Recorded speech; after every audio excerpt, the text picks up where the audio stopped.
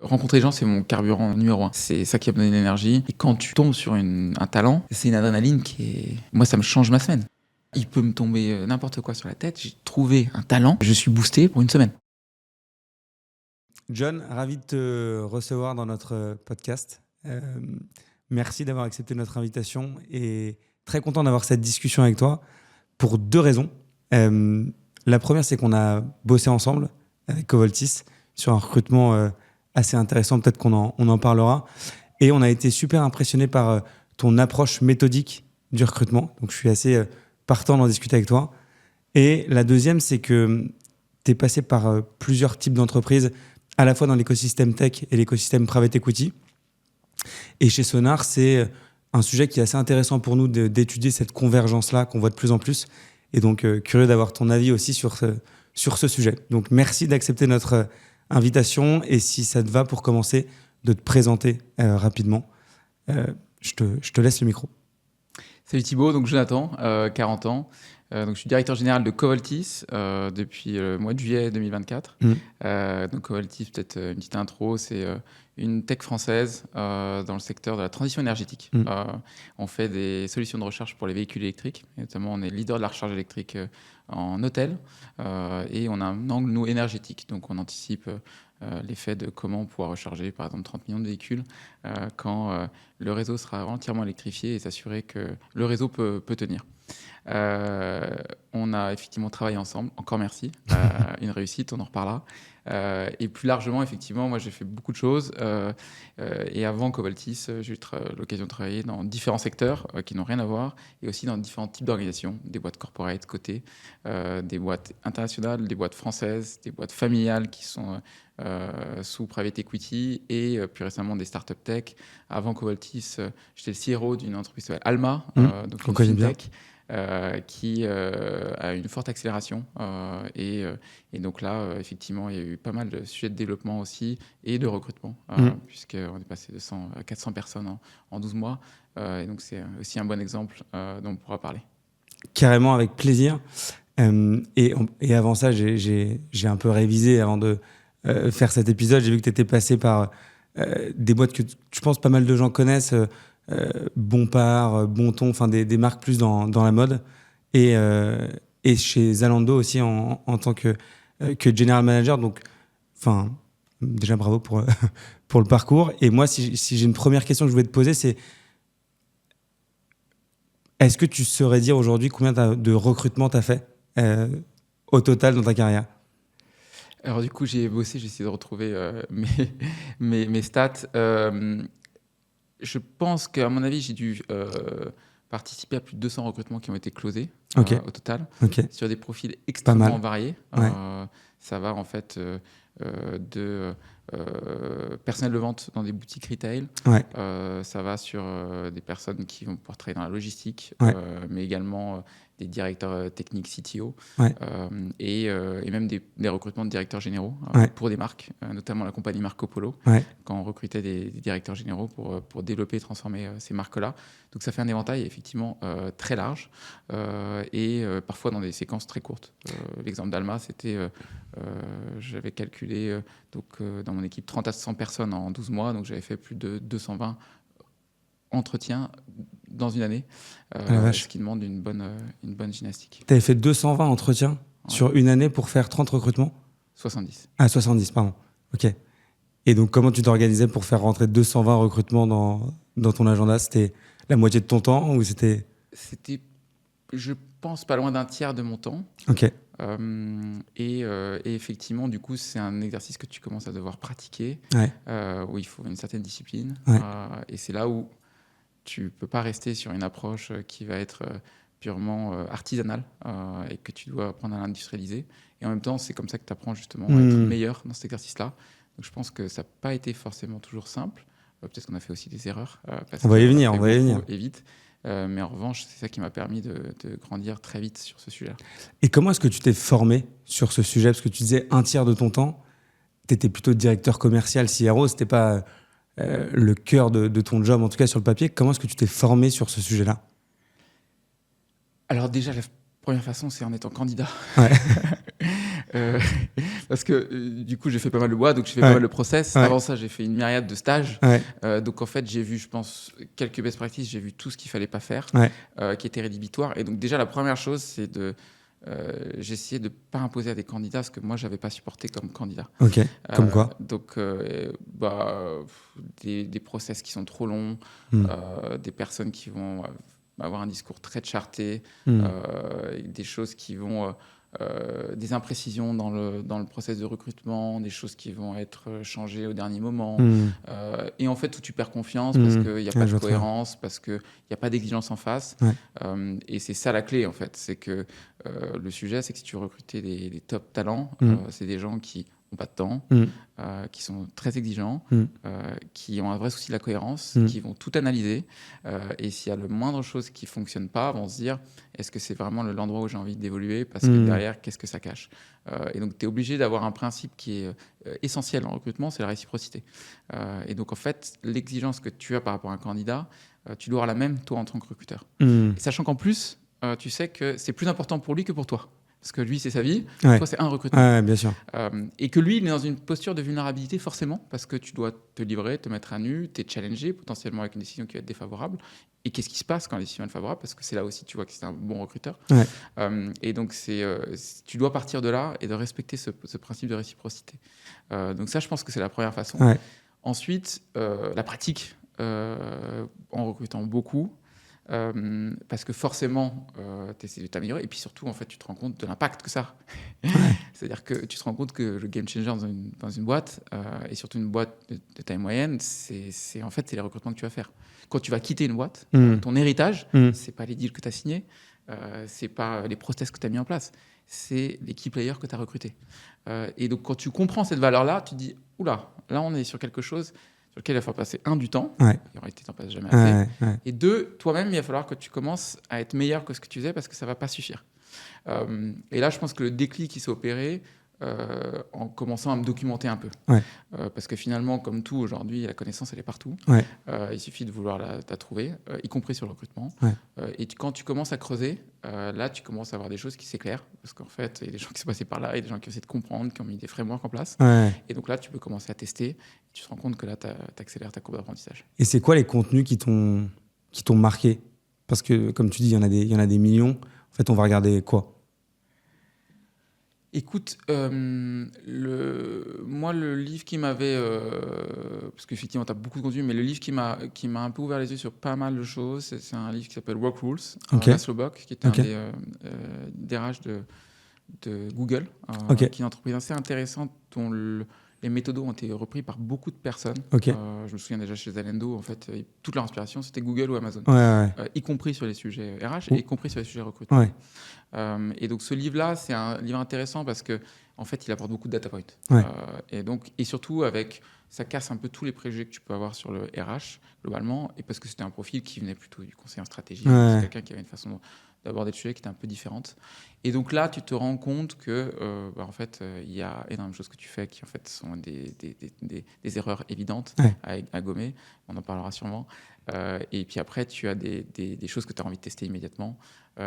Et donc ça a été quand même, ça a été une épiphanie, je dirais, sur ce sujet-là, et ça m'a donné envie après d'aller. Parce que c'est dur de trouver des contenus qui sont actionnables. Moi, je trouve que tu as plein de livres évidemment sur le recrutement, parce que c'est un gros sujet dans les entreprises, parfois un peu théorique et du coup intéressant. Moi, je l'ai pas lu celui-là, donc je vais faire mon boulot et le lire. Et t'en as d'autres qui sont intéressants, moi que j'ai lu, qui sont Who, évidemment, qui est la Bible. La méthode pour recruter les meilleurs d'Antoine Fraisse, le patron de Kerala. Excellent ouvrage. Excellent ouvrage. Excellent, très actionnable. Très actionnable. Et tu as Hiring for Attitude, qui est un peu moins connu, mais qui insiste beaucoup sur l'importance du fit culturel dans les recrutements, et notamment les recrutements de dirigeants, qui se lit moins facilement, j'ai trouvé, mais qui te donne 2-3 bonnes pratiques. Mais super intéressant en tout cas ce que tu dis. Donc, expérience candidat. Et là-dessus, c'est vrai que nous, on voit pas mal de clients, je pense, qui ont oublié leur propre expérience de candidat et qui, ce que tu disais, ajoutent des étapes à la fin de fit ou refont un dernier cas technique et oublient que côté candidat, c'est super déstabilisant parce que tu te sens en fait re-challengé là où tu pensais être arrivé au bout du process. Donc, je partage. Data point, évidemment, je partage. Et le fait de faire aussi, je trouve que c'est un sujet qui est intéressant. J'imagine que tu as dû le voir en sales, où en fait, c'est un métier que tu peux apprendre en faisant, contrairement à un métier qui est plus hard skills, où tu ne vas pas te motiver à coder un produit. Ou, le recrutement, tu peux apprendre en faisant. Si tu es prêt à te prendre quelques portes. Et donc, j'imagine qu'au début, tu t'en es prise certaines. Est-ce que tu as un souvenir d'un recrutement particulièrement foiré qui a été du coup un très bon apprentissage in fine? Il y en a eu beaucoup. Il y en a eu beaucoup. Je pense que justement, quand tu as pas forcément des fondations qui sont toujours très solides, tu peux Ouais. vraiment faire des erreurs caractérisées. Ouais. Qu'est-ce que tu appelles l'erreur caractérisée? Sur des biais de confirmation. Ouais. Moi, ça m'est arrivé sur des recrutements, sur du referral. Ouais. Souvent, on dit referral, c'est le Graal, ce qui est vrai, Ouais. mais sous certaines conditions. Ouais. Et sur du referral, en fait, tu fais des biais de confirmation parce que tu valides la personne qui t'a amené, et du coup, par définition, tu valides quelqu'un de son entourage. Parfois, ça peut même être sa compagne, ça peut être... Et dans ce cas-là, en fait, tu vas bâcler ton process parce que tu arrives avec une idée préconçue, tu as envie des biais de confirmation, tu as envie de chercher des confirmations plutôt que d'aller chercher des preuves sur des choses qui sont bien déterminées. Ouais. Donc ça, c'était des vraies erreurs qui ont pu coûter cher, parce qu'en plus derrière, tu peux se retrouver avec des situations un peu compliquées avec des gens que tu connais bien. Ouais. T'as pas envie de contredire en fin de process. Quand tu leur expliques qu'il va falloir s'arrêter là et que ça va pas bien se passer, alors que tu sais que t'as des liens personnels, c'est toujours plus compliqué, mais en même temps, en réalité, il faut assumer ses erreurs. Et pareil, il faut savoir bien le faire.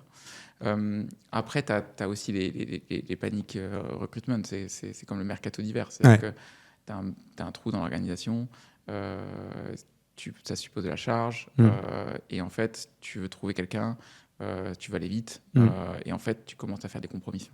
Et tu vas accepter des choses que tu ne devais pas accepter. Et en fait, ça, généralement, c'est tous les coups pareils, ça t'éclabousse immédiatement après, et ça se finit rarement bien. Oui, mais ça, je comprends la théorie, mais par exemple, chez Alma, où vous étiez dans une hyper-croissance assez forte, tu nous donnais les chiffres tout à l'heure, comment tu reprends le pouvoir sur justement le panic recruitment? Parce que dans le BP, tu es obligé de faire 10 recrutements de sales sur le quarter, disons, pour atteindre ton BP l'année prochaine. Enfin, comment tu résous cette équation de hyper-croissance et en même temps conserver la qualité du recrutement? Ça, c'est un truc, moi, j'ai du mal à comprendre comment est-ce que tu peux résoudre cette équation, sincèrement. Alors, c'est un très bon exemple, et surtout sur la partie commerciale. La réalité, c'est qu'il faut monter un niveau au-dessus. Et tu vois, il y a une règle, c'est qu'aujourd'hui, et c'est un bouquin qui le dit très bien, c'est No Rules Rule. Reed Hastings, le fondateur de Netflix, c'est en fait ce qui compte, c'est ta densité de talent. Le baromètre d'une boîte, le Nostrametric, c'est ta densité de talent. Et donc, c'est quelque chose sur lequel il ne faut jamais jouer, et c'est quelque chose qu'il faut suivre et piloter de manière très fine. Et là, quand je dis qu'il faut remonter d'un cran, l'exemple des sales, c'est très intéressant. Quand tu fais un BP, comment tu le construis, souvent en sales, sur start-up, tu mets des quotas, et encore les quotas, quelle est leur historique, leur validité, comment ils ont été construits, et tu appliques des nombres de commerciaux en face. Et tu fais une multiplication, puis potentiellement, tu prends une marge d'erreur. Et donc, ça monte jusqu'au ciel, parce que quelque part, en fait, si tu es un peu sérieux, tu mets la limite sur la profondeur du marché, ce que tu vas peut-être mettre comme taux de pénétration de ton marché par an, ce qui est à peu près crédible, mais ce n'est pas encore toujours fait.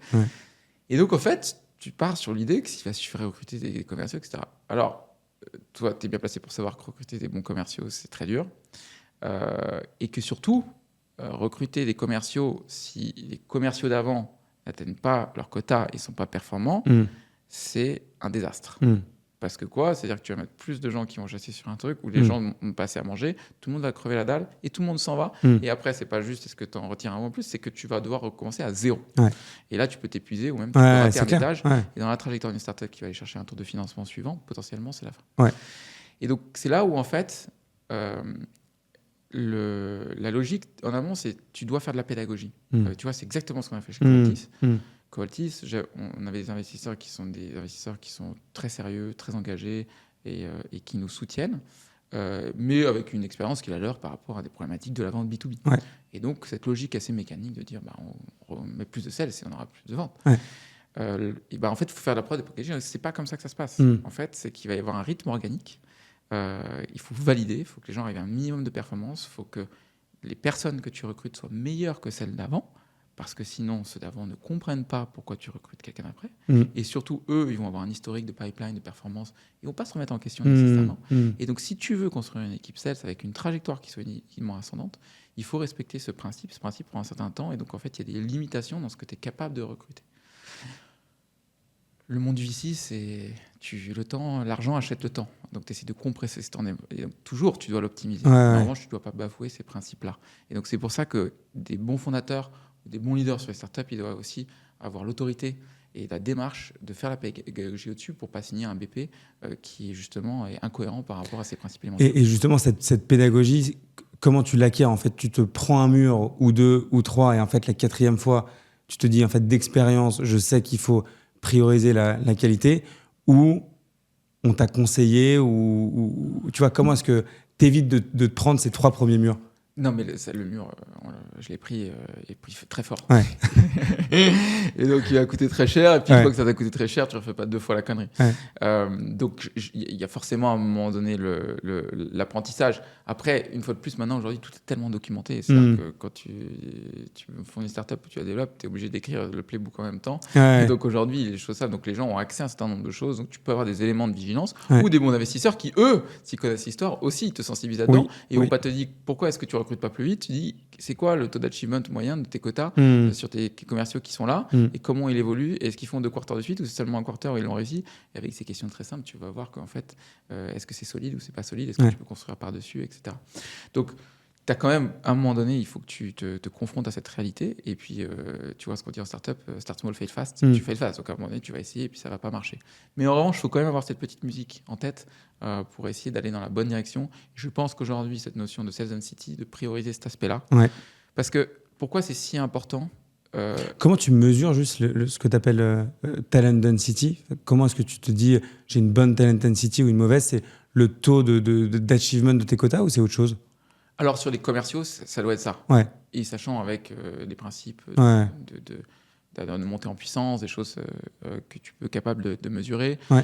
Et tu essayes effectivement d'objectiver ce genre de sujet. Tu vas le faire aussi sur tes évaluations annuelles sur les personnes. Et puis, tu le vois très vite aussi sur ce que ça délivre, en fait. Franchement, c'est quelque chose que tu vois assez vite. Et puis après, tu vois en fait si les gens sont globalement, même de la discussion informelle, est-ce qu'ils sont impressionnés par les gens qui arrivent? Pas seulement un CV, ça n'a plus aucune importance. Mais sur qu'est-ce qu'ils apportent, l'impact, les méthodes, est-ce qu'ils prennent du plaisir à travailler avec eux? Et c'est là où en fait ça devient déterminant. C'est-à-dire que dans ces environnements-là, ce que tu dois aux gens, c'est leur garantir 2 choses avant tout. C'est l'apprentissage et leur environnement de travail. Et si tu veux leur garantir ces 2 éléments-là, il faut que tu les mettes au milieu de personnes qui sont des vrais talents. Et là, ils vont s'éclater. Leur quotidien, il va devenir génial. Parce que quand tu travailles avec des gens qui sont talentueux, c'est un bonheur. Tu n'as pas l'impression de bosser. Tu as juste envie d'être à la hauteur des gens qui sont autour de toi. C'est une stimulation de dingue. Et donc, si tu leur garantis ça, après, en fait, c'est un cercle qui s'auto-entretient et tout devient plus facile. Qu'est-ce que tu penses du feeling sur le recrutement? Tu ne peux pas en faire complètement abstraction. Et je pense qu'il ne faut pas. On n'est pas des robots, sinon tu pourras le faire. Peut-être que les recruteurs sont, en tout cas sur certains stages, sont remplacés, mais je pense qu'il faut laisser cette notion de feeling parce que le feeling, c'est quand même c'est de l'indicible, mais qui est basé sur des éléments que tu pourrais décomposer et qui deviennent un peu plus objectifs. En revanche, il faut le mettre en face de choses qui sont des preuves et que tu as besoin d'aller prouver. Et c'est là et puis même, on peut parler sur les entretiens qui sont construits ou déconstruits, sur les méthodes, etc. Tu peux pas tout procéder à l'interne, ou sinon même ça peut être très amusé et les gens vont pas accrocher. Donc tu dois laisser cet espace-là. Mais c'est comme toujours, c'est comme quand tu vas faire de la vente, tu peux te permettre de prendre des libertés si les fondamentaux ils sont maîtrisés. Et c'est quand en fait tu es en maîtrise fondamentaux que là, tu vas arriver et que tu vas pouvoir laisser place à des choses qui sont un peu plus intuitives et qui vont bien fonctionner parce qu'en plus, ils peuvent permettre d'engager un peu plus loin le candidat parce qu'il va avoir l'impression d'être quelqu'un de particulier. Ouais, mais quelle place tu lui donnes du coup? Parce que moi je suis d'accord avec toi, il faut à la fois lui laisser une certaine place et en même temps pas le faire qu'au feeling. Et je trouve que tu as une super approche là-dessus. Mais où est-ce que tu mets le curseur, toi, concrètement? Moi, le curseur, il va se mettre sur des ajustements. C'est-à-dire que sur un yes ou un no, Ouais, nous, enfin, on recrute de manière très simple. Hein, c'est sur chaque candidat, chaque interview, touchpoint, tu vas voir strong yes, yes, soft ouais, no, strong no. ouais. Ce qui est pas mal parce que tu laisses pas le neutre au milieu Jamais. Ça, c'est du ça. 3 sur 5, quoi. Jamais. Ouais, Sinon, tu n'as pas fait le job. ouais, Si tu n'as pas une Je suis conviction, d'accord. tu es obligé de te mouiller. ouais. Et sachant qu'un seul no dans un process, c'est éliminatoire, normalement. Ok. Donc, tu es obligé de. Et quand les gens, les obliges à se mouiller, bah, quelque part, tu peux Ouais. être sûr qu'ils vont être un petit peu plus sérieux sur la démarche. Ouais. Maintenant, en fait, entre un yes et un no, tu peux pas laisser de place au feeling. Hmm. Et en tout cas, derrière, tu as des éléments pour l'enlever. D'accord. Donc ce que tu dis, c'est qu'entre le strong yes, enfin le yes et le soft yes, tu peux accepter qu'il y ait du feeling. Entre le strong no et le soft no, pareil, il y a un peu de feeling. Mais sur no ou yes, là, tu dois avoir un vrai rationnel. Et non seulement, et ensuite, c'est très lié à l'expérience. Ouais, C'est-à-dire que l'appréciation personnelle, ce Ouais. qu'on appelle le feeling, ouais, en fait, elle est souvent pertinente quand tu as beaucoup d'expérience et que Ouais. parfois, tu n'arrives pas toujours oui. à Donc verbaliser tu l'écoutes les choses plus sur précisément. les profils expérimentés que sur des profils très juniors. Exactement. Ok, intéressant. Et c'est quoi un bon entretien du coup pour toi? Parce que tu dis il faut un peu de feeling, un peu de méthode, il faut un peu de rationnel et en même temps il faut s'écouter. Toi, quand tu sors d'un entretien, qu'est-ce qui te fait dire ok, là j'ai fait un bon entretien? Strong conviction. Hmm. Tu as un avis Hmm. fort. Qui doit forcément être fort. Ouais, fort. Ok. Et moi, ça arrive. Moi, je le mets sur mes comptes rendus d'entretien. Je dis, Ouais. j'ai une question là-dessus. Ça veut Ouais. dire que j'ai pas fait un bon entretien. J'ai pas réussi à aller vérifier ça. Mais en revanche, Ouais. il faut absolument le vérifier Ouais. à une étape ultérieure. Ok. Donc, tu dois avoir une strong conviction qui doit être basée sur des preuves. Ouais. C'est des éléments démontrables. Ouais. Et pas justement sur j'ai l'impression qu'il est performant là-dessus, Ouais, qu'il ouais. est expérimenté là-dessus, etc. Et donc souvent, le démontrable, c'est tu mise en situation, il t'a donné un maîtrise d'impact, il t'a expliqué comment il a géré ça, il te propose même d'aller parler à quelqu'un qui peut te confirmer ses dires, etc. Ouais. Ça, c'est la première chose. Et après, la réalité, c'est que est-ce que toi, tu as réussi à engager le candidat? C'est-à-dire que est-ce que avant et après, Ouais. le candidat, il est plus engagé sur le process. Et du coup, moi, la question que je pose toujours, c'est déjà feedback session en live. Ouais. Toujours. En fait, Ok. souvent, quand tu fais un bon entretien, tu fais une feedback session live. Même avec des profils très seniors. Surtout Ok. Surtout avec des profils très seniors. Parce que les profils très seniors, il faut qu'il y ait du feedback. Ok. Et tu fais des feedbacks sur soft, hard skills surtout. Les deux. Ok. Et communication pyramidale. On va s'arrêter là. Hmm. Nous, on va te proposer une prochaine étape. Hmm. Et après, feedback réciproque. Hmm. Toi, qu'est-ce que tu en as pensé? Hmm. Et il doit te dire, écoute, c'est vrai. Et après notre discussion, ben, j'ai compris quelque chose et ça m'a donné vachement Ouais. envie. Il Et doit te souvent, le les dire. gens n'ont pas je sais pas si c'est du courage, mais en tout cas, n'ont pas l'habitude de faire ça. Et c'est vrai que nous, on est des deux côtés, donc on voit les retours aussi candidats après qu'ils aient échangé avec toi. C'est souvent très bien reçu et encore mieux reçu par les top profils qui vont choisir un move pour ce qu'ils vont pouvoir apprendre, quoi. Et à quel point ils vont se faire challenger aussi par la personne avec qui ils vont travailler. Et c'est vrai qu'avec toi, ils sont bien servis là-dessus. Mais en fait, et vous le faites dans votre méthodologie, c'est-à-dire, il doit être discriminant ton entretien. Ouais. Il doit y avoir Ouais. un drop, c'est Ouais. c'est normal. Ouais. C'est le même sujet sur un cas pratique ou un business case. Hmm. Nous, on a un gros drop sur cette partie-là. Ouais. Si le cas il est bien fait, parce Ouais. qu'il doit être discriminant. Ouais. En revanche, la personne qui est bonne, elle va du coup exploser. Ouais. Et c'est très vérifiable. Ouais. Et surtout, si tu lui as fait un feedback et qu'il a appris quelque chose, Ouais. tu lui as donné l'opportunité de meilleur, Ouais. en fait, il a déjà envie de travailler avec toi. Parce qu'il a appris quelque chose. Ouais. Les players, ce qu'ils veulent, c'est apprendre quelque chose. Et donc, s'ils ont appris quelque chose dans la situation, que ce soit justement un élément métier, Ouais. un élément sur l'industrie, Ouais. ou même sur leur performance, sur leur capacité à ils disent, ah, je vais te challenger, Hmm. je vais avoir Hmm. du feedback, Hmm. je vais pouvoir me développer. Ah, c'est quelque part où je peux considérer bosser. Donc, c'est là où c'est très efficace. Effectivement, c'est apprécié. Et étrangement, parce que pour X raisons, Hmm. c'est pas toujours le cas. Et Parce donc, que c'est dur à faire, je pense. Il faut déjà avoir la maîtrise de se dire, en fait, c'est quoi les 2-3 feedbacks que je peux lui partager en live. Il faut avoir du recul instantané. Tout le monde n'est pas capable de je pense, de faire ça en live.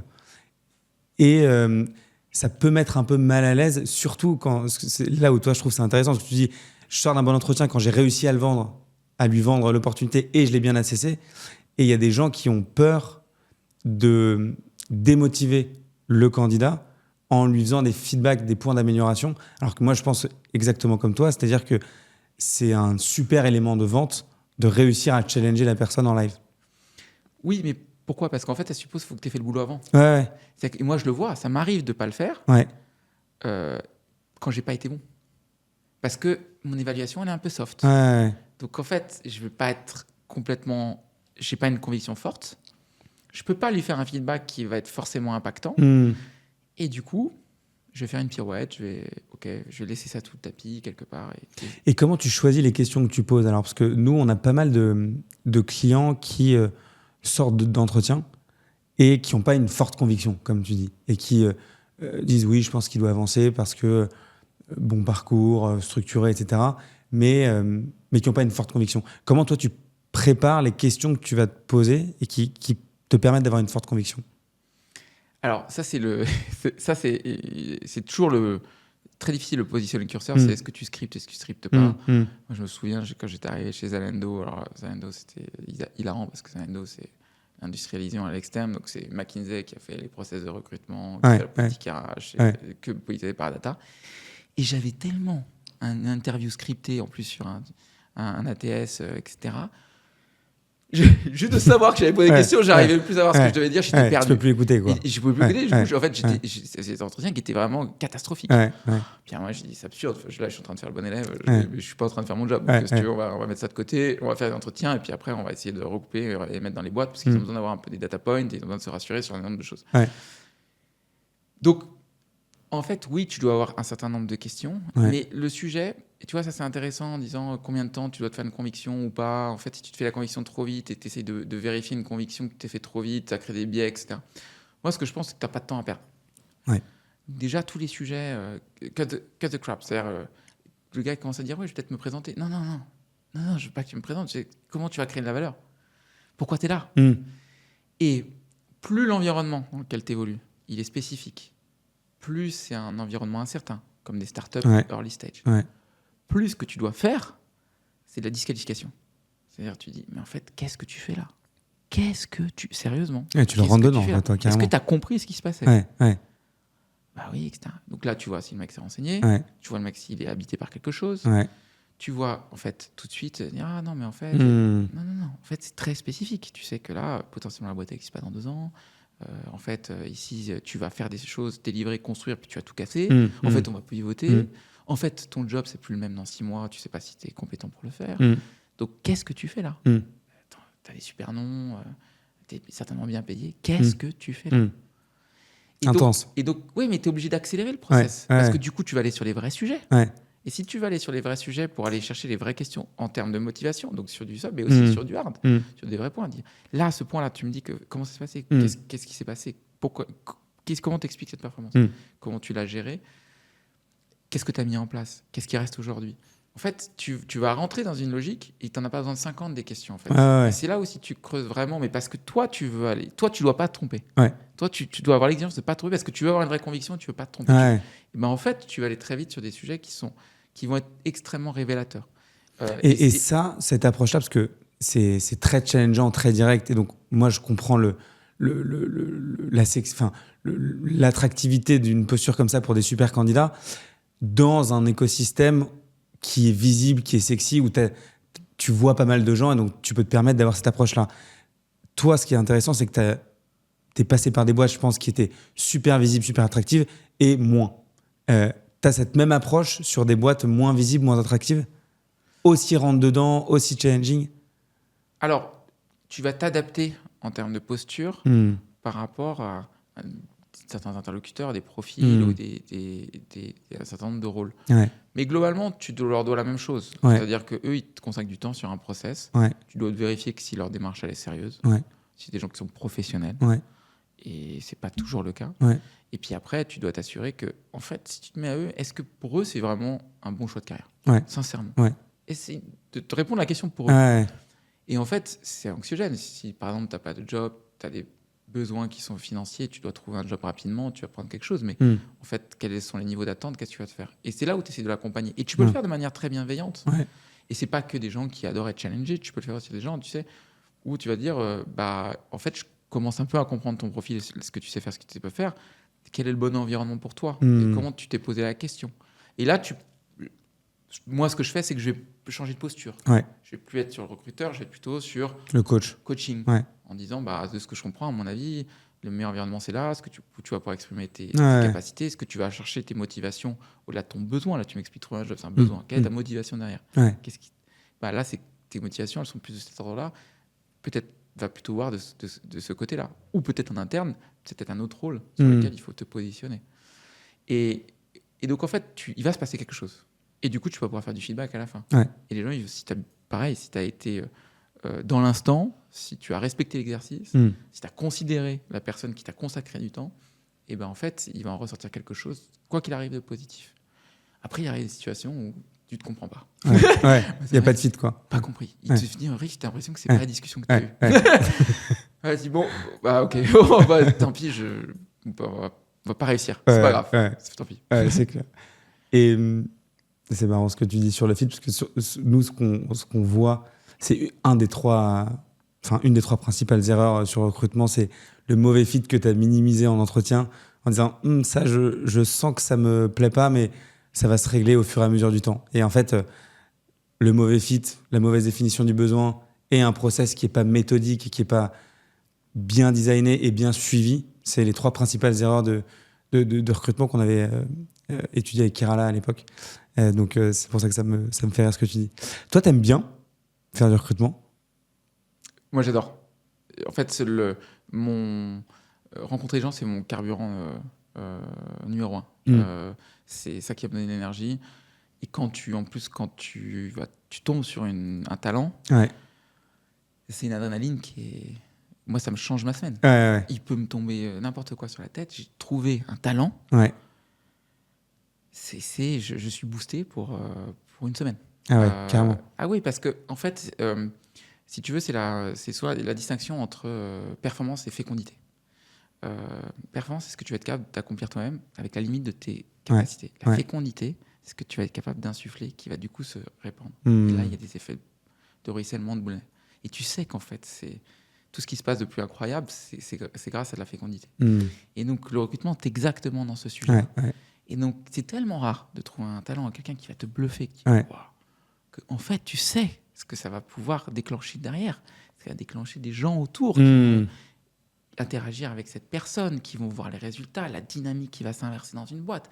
En fait, c'est complètement grisant. C'est clair. Donc, à partir du moment où tu es curieux, puis moi, je sais pas, j'ai vécu dans plein d'environnements différents, j'ai fréquenté des profils très différents, des cultures et nationalités différentes, donc je trouve qu'il y a toujours une histoire, apprendre quelque chose, de comprendre comment les gens sont arrivés là. Il y a une dimension sociologique qui est passionnante. Il faut apprécier un peu la matière humaine. Mais fondamentalement, c'est là où ça devient un exercice qui est vraiment fabuleux.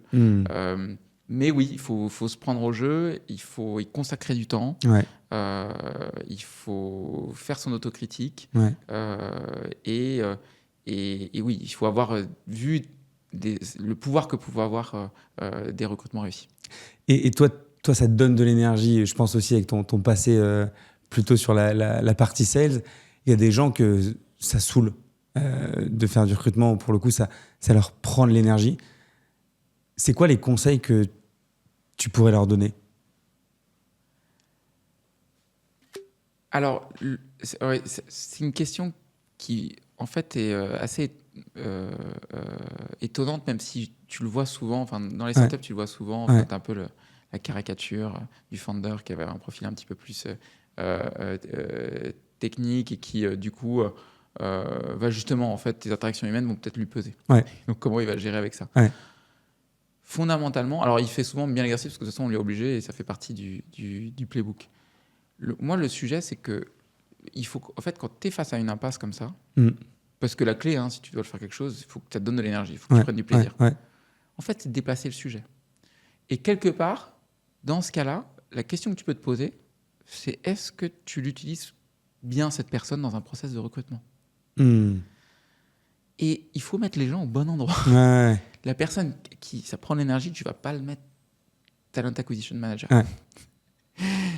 Mais si c'est un profil que tu vas mettre sur un culture fit, avec un objectif bien précis, où tu lui donnes des règles du jeu qu'il est capable de comprendre, si tu le mets, si c'est un founder en last interview, mais pour closer ou pour apporter une vision qui va le valoriser lui-même. En fait, réfléchir à la bonne position. C'est une chorégraphie que tu exécutes. C'est clair. Et donc, en fait, il faut mettre les gens à la bonne place. C'est vrai. Tu ne vas pas faire boire un âne qui n'a pas soif. Donc, tu ne peux pas lui demander de faire la chaîne quelque chose sur lequel ça va vraiment ça va le drainer. Donc, mon conseil, c'est de repenser, à mon avis, le process pour que justement les personnes puissent intervenir au bon endroit et commencent à se prendre au jeu. Et c'est là, il y a beaucoup de travail en amont. C'est ce que fait très bien pour la PNL Sonar, c'est de dire, OK, tu poses tous les sujets en amont. Tu les challenges, tu les re-challenges. Est-ce qu'on a un attelage? Est-ce qu'on a une méthode? Est-ce qu'on a un process? Est-ce qu'on a un besoin qui va nous permettre d'aller au bout? D'aller au bout. Il faut aller au bout. C'est pas le lancer. Il faut closer. Et closer quelqu'un qui va changer la valorisation de la boîte. Quel que soit le niveau. Individual contributeur, c'est les gens qui produisent le plus important. First line management, c'est les gens les plus importants d'une boîte. Ou un C-leader qui, globalement, est quelqu'un qui va devoir avoir un impact sur la stratégie, sur un domaine de compétences sur lequel il va devoir se faire passer un step. C'est la même exigence. Trop bien. Une autre question que je voulais te poser, c'est... Alors, peut-être je te partage un peu notre expérience, mais nous, on voit pas mal de transferts de talents en ce moment, de l'écosystème tech vers l'écosystème plus traditionnel, où ça fait une petite dizaine d'années qu'il y a plein de talents qui vont dans l'écosystème tech et je pense une bonne partie des top talents. Et on voit que certains en reviennent en se disant que tu ne deviens pas forcément milliardaire en faisant 2 ans et demi de chief of staff ou de product manager dans une boîte, que c'est éreintant, que c'est pas ce qu'ils veulent. Et ils découvrent ce monde de l'économie dit traditionnelle où les boîtes sont rentables, il y a des forts enjeux de croissance aussi, mais c'est un environnement de travail différent. Toi, tu as fait ce move-là, des deux côtés d'ailleurs. C'est quoi les gros points de convergence que tu vois entre ces deux écosystèmes? Alors, la passerelle, elle existe. Elle n'est pas pour tout le monde, mais la passerelle, elle existe. Je pense qu'il y a eu des effets de mode très importants, et tant mieux, parce que ça a déplacé les éclairages sur un secteur qui, historiquement, peut-être était un peu plus délaissé, ou en tout cas pas sur certains profils. Et puis après, l'argent magique s'est arrêté. On découvre que les startups, ça ne gagne pas d'argent, c'est très incertain. Les rémunérations ne sont jamais les plus attractives, que les BSPCE, c'est peut-être du virtual money. Et là, on retombe, on dit, peut-être qu'un jour, j'aurais acheté un appartement, peut-être un jour, j'aurais payé pour la valeur que je crée vraiment. Et peut-être que aussi faire joujou avec des leviers un peu plus importants, des boîtes qui gagnent déjà de l'argent, avec des fonds derrière, c'est peut-être pas mal. Et puis, en fait, finalement, j'ai peut-être quelque chose à leur apporter. Et donc, on l'a vu, effectivement, ce transfert-là, il est très bien. Il est très bien. Pourquoi il est très bien? Alors, déjà, je pense que un des gros avantages de l'environnement startup qui a pu... C'est pas universel, mais ça a été le cas dans pas mal de startups, c'est que il y a des méthodologies de travail qui se sont développées et qui se sont systématisées, qui sont bien plus efficaces et puissantes que ce que tu peux voir dans un environnement plus corporate. Donc, il y a des gens qui ont appris à travailler très vite, très bien. Et donc, ça a beaucoup de valeur. Ça a énormément de valeur. Et ça, tu peux l'appliquer dans d'autres environnements. Ensuite, il y a une chose qui commence. Qu'est-ce que c'est VC et le PI? C'est que c'est timé. Il y a une échéance. Il y en a un, c'est ton prochain tour de levée de fonds. Peut-être que c'est 18-24 mois. L'autre, c'est 5 ans. C'est quand le fonds va vouloir sortir. La boîte. Les indicateurs que tu regardes, c'est pas exactement les mêmes. Il y en a qui vont être plus sur de la croissance, il y en a qui sont plus sur de l'EBITDA, et en tout cas ce qui valorise une industrie. Mais fondamentalement, tu es sur la compétition du sport de haut niveau. Oui, donc c'est dans les grandes lignes similaires en termes de mindset, quoi. C'est ça que tu dis. Le mindset est le même. C'est pas exactement les mêmes compétences.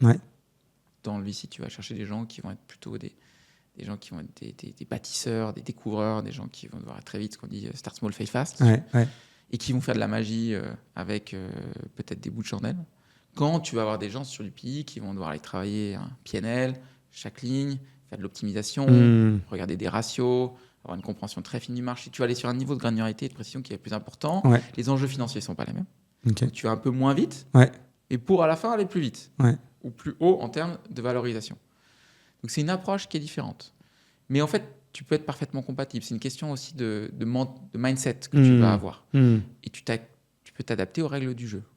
En revanche, ce qui est important, c'est la temporalité. Ouais. Ce qui fait la différence, ouais. et moi, ce que je dis tout le temps aux équipes chez Covaltis, c'est que des boîtes qui sont plus grosses, alors nous, c'est génial parce qu'on a des gens qui sont des pétroliers, qui ont des moyens illimités, des énergéticiens illimités, qui ont tout. Ouais, ils ont les infrastructures, ils ont le réseau, ils ont l'argent, ils ont déjà les gens, ils ont tout. Ouais.